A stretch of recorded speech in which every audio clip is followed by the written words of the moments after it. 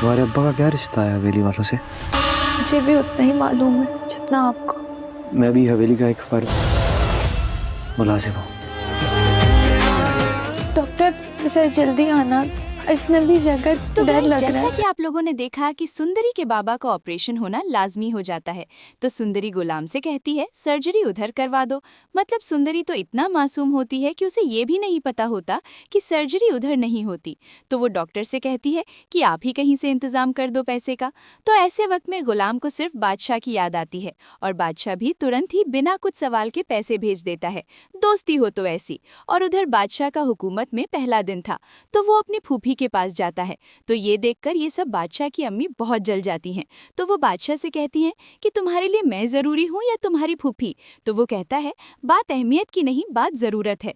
और उधर गुलाम सुंदरी को ये खबर बताता है तो वो बहुत खुश हो जाती है। और इस तरह सुंदरी गुलाम के बीच नज़दीकियाँ बढ़ जाती हैं और वो अपना दुख गुलाम से बताती है और गुलाम भी उसे समझाता है कि सब ठीक हो जाएगा। और जब अच्छा होने लगता है तो आपको तो पता ही है सब अच्छा कैसे चल सकता है। उधर बादशाह के बाबा को पता चल जाता है कि गुलाम पैसे मांगता है, तो वो गुलाम को फोन करके धमकी देता है कि आज के बाद कभी बादशाह से कभी पैसे मत मांगना।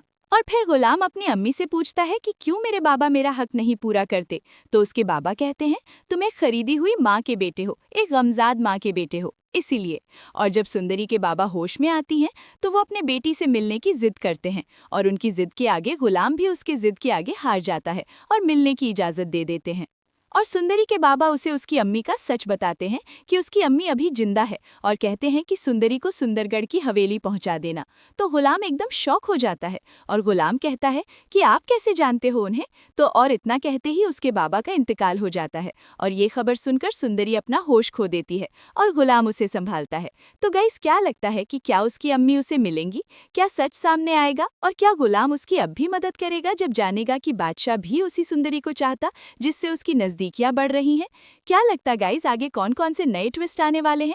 गाइस कमेंट में जरूर बताएं। ऐसे और रिव्यू के लिए मेरे चैनल